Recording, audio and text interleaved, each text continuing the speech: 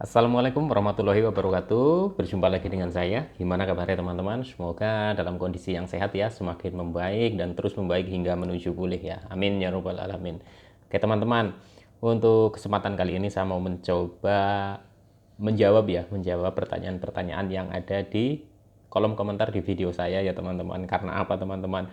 Karena ada waktu juga ya, selain ada waktu saya udah ini apa namanya scroll itu agak pusing ya, banyak sekali ya belum dijawab juga ya teman-teman ya. Saya coba rangkum saja, saya coba jawab ya. Mungkin apa namanya, pertanyaan-pertanyaan ini juga sudah mewakili pertanyaan yang lainnya ya, jadi saya jawab, semoga teman-teman itu bisa apa namanya, bisa menyimak juga ya. Oke teman-teman ya, langsung saja untuk mempersingkat durasi ya teman-teman ya.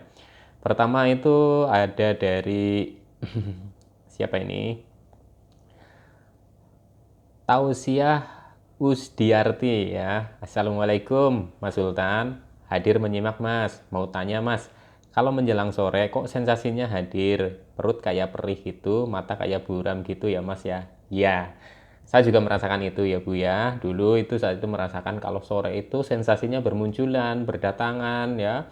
Dari yang matanya buram, yang perut terasa nggak enak, udah lagi kadang keliengan ya, sempoyongan, itu saya juga merasakan itu. Dan ini sudah pernah saya bahas ya Bu ya di video-video saya sebelumnya ya, kenapa di jam-jam berapa ya, di jam-jam berapa itu sensasi biasanya muncul. Ya kalau pengalaman saya itu ya, berdasarkan yang dulu pernah saya alami itu, sensasinya itu ya memang sering munculnya itu di sore hari ya, biasanya itu setelah asar itu sudah mulai bermunculan ya teman-teman ya. Jadi ini mungkin kebanyakan ya, sudah kebanyakan dari apa namanya, penderita gangguan asam lambung dan anxiety ini ya, muncul sensasi itu yang banyaknya itu di sore hari. Kemungkinan karena kita juga sudah mungkin kecapean ya, sudah kecapean, sudah apa namanya, sudah lelah lah ya dari pagi ya, dan mungkin siang juga nggak apa namanya, ada yang bisa tidur, ada yang bisa istirahat, ada yang enggak gitu ya. Jadi sorenya itu kemungkinan juga kekurangan energi ya, belum lagi ke makan energinya sama pikiran kita ya, yang selalu cemas, yang selalu was-was, selalu berpikiran yang enggak gitu ya. Jadi ini apa namanya, menurut saya ini udah umum ya untuk penderita gangguan asam lambung dan anxiety, itu masalah sensasi itu banyaknya muncul di sore hari ya, walaupun di pagi siang juga ada gitu ya teman-teman ya. Oke ya Bu ya, lanjut ya Bu ya. Terus untuk siapa lagi ini? Siapa ini yang belum saya jawab ini? Situn Iyah ya.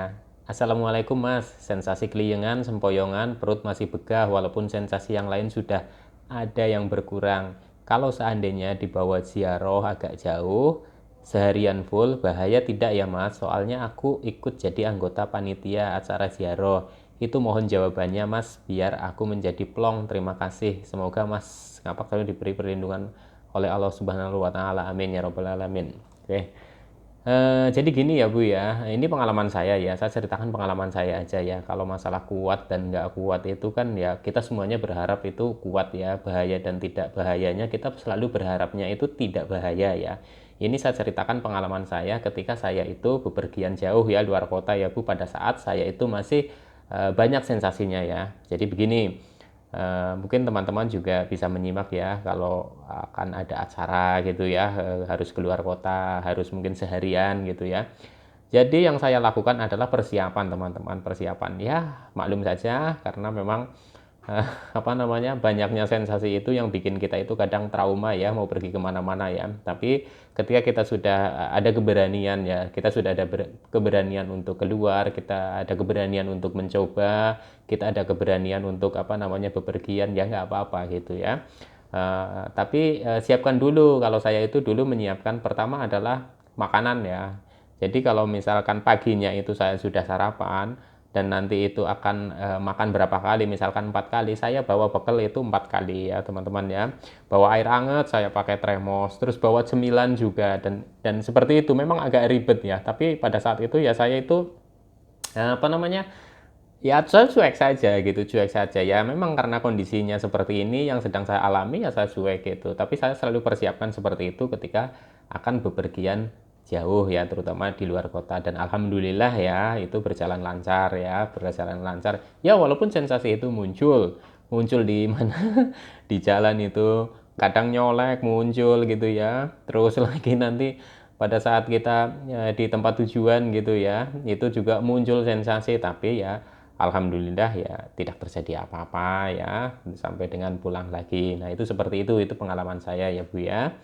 Jadi untuk ibu ini menanyakan aman atau tidak ya, aman atau tidak ya, intinya ibu itu harus yakin ya Bu ya, harus yakin ya. Intinya kalau misalkan ibu memang benar-benar merasakan itu belum kuat ya jangan dipaksa gitu, gitu aja sih Bu ya, simpel aja ya. Jadi kalau memang ibu memang apa namanya, oh yakin kuat gitu ya, ya siapkan bekalnya ya, terutama makanannya gitu ya, karena biasanya kan ada makanan-makanan beberapa yang dipantang, dan kalau harus beli di apa namanya di luar itu kan mungkin kurang pas atau kurang cocok. Kalau saya itu bawanya dari rumah ya. Oke, lanjut ya. Untuk siapa lagi ini? PUBG ya, saya nggak tahu ini singkatan apa ya. Aku tinggal badan terasa kaku dan tegang, nggak enak banget, perut juga setiap saat nggak enak banget, nggak enak banget perut juga setiap saat, yang lainnya normal, ada solusinya Bang, makasih. Aku tinggal badan terasa kaku gitu ya. Kalau badan terasa kaku, saya pun dulu mengalami seperti itu ya, karena mungkin waktu dulu itu saya itu kurang bergerak ya, kurang bergerak. Jadi kebanyakan itu saya itu rebahan ya. Jadi cemas dikit saya rebahan, terus takut sedikit saya itu rebahan gitu. Karena kalau rebahan itu sensasinya itu seperti hilang gitu ya, hilang gitu. Pokoknya rebahan, nyaman, apa namanya, mainan HP gitu, itu sensasi itu sepertinya itu hilang gitu ya. Jadi lama-lama efeknya itu badan saya itu seperti kaku gitu ya, kaku gitu. Pokoknya ya nggak enak aja lah, kaku ya.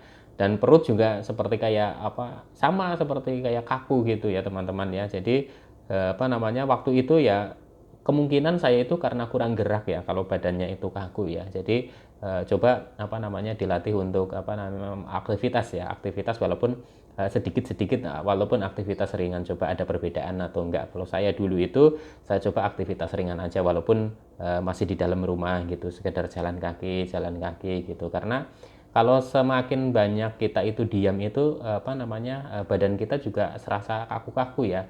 Jangan kan apa namanya, saya pada saat itu apa namanya terkena gangguan asam lambung dan anxiety. Sebelum-sebelumnya juga pas pada saat masih apa namanya sehat dulu gitu ya, sebelum terkena gangguan ini juga, kalau jarang bergerak aja itu ya badan kaku-kaku. Contoh misalkan sudah biasa bekerja, tiba-tiba itu libur berapa hari gitu, itu badan ya kaku semua, malah nggak enak gitu ya teman-teman ya. Oke, lanjut lagi.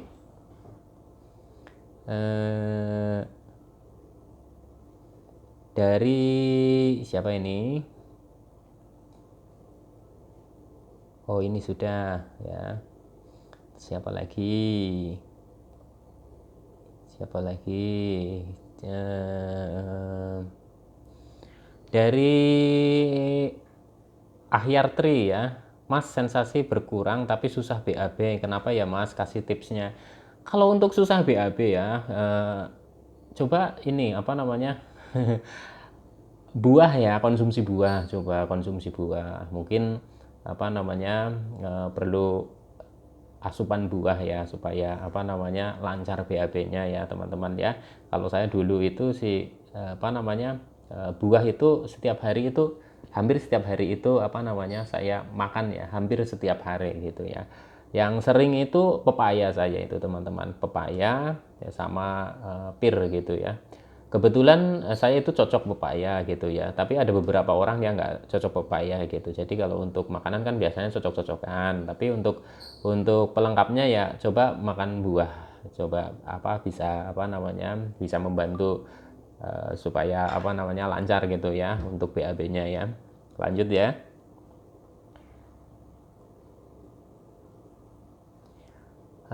Dari kori-kori ya. Mas, selama sakit asam lambung berat badan turun nggak Mas? Saya tadinya 65 jadi kebalik 56, nggak apa-apa. Saya juga seperti itu, saya turun.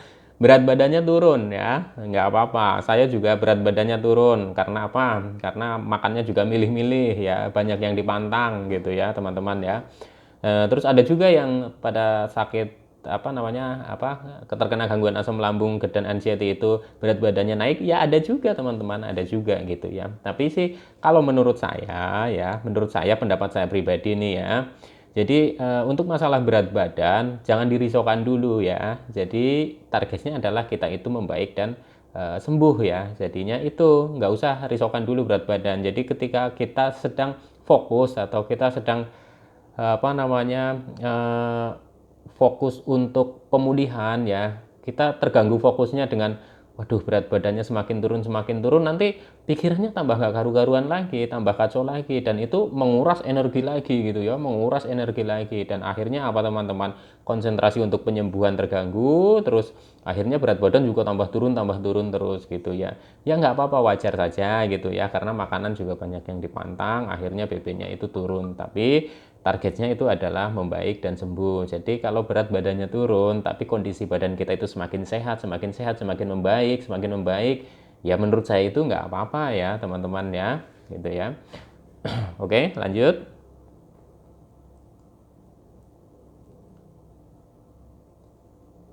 Dari siapa ini? Tadi kori-kori. Oke, ini dari Winartilia ya. Masih nyeri-nyeri di dada sampai punggung, BAB belum normal, kadang diare, kadang kecil-kecil, terus habis makan, terus besoknya BAB, berat badan kok langsung turun. Ini nimbang berat badan setiap hari ya.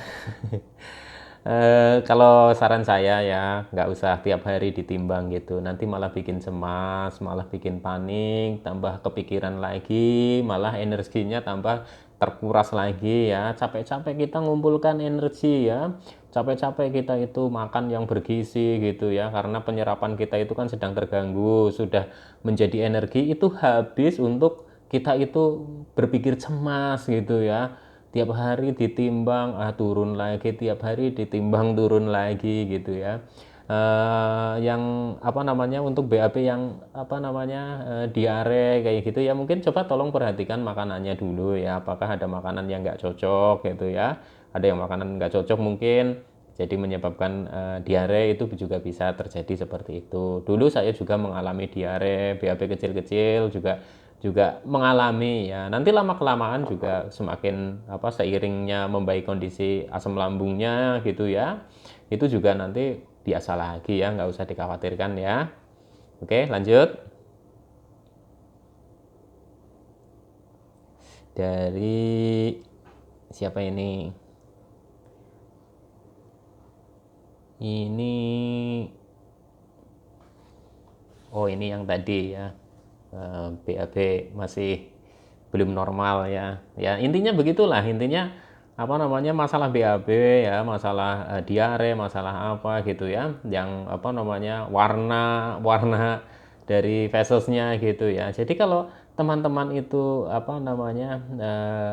sehari gitu ya, sehari merasakan seperti itu, melihat ada keanehan gitu ya, daripada teman-teman itu berpikiran yang enggak, saya sarankan periksakan ke dokter ya gitu, supaya apa, supaya teman-teman itu tenang ya. Jadi nanti kalau ada pemeriksaan gitu kan, nanti kan dokter juga ngasih tahu, oh ini perlu minum obat ini, atau oh ini perlu pemeriksaan lebih lanjut, atau dan lain-lain. Nah itu seperti itu ya teman-teman ya.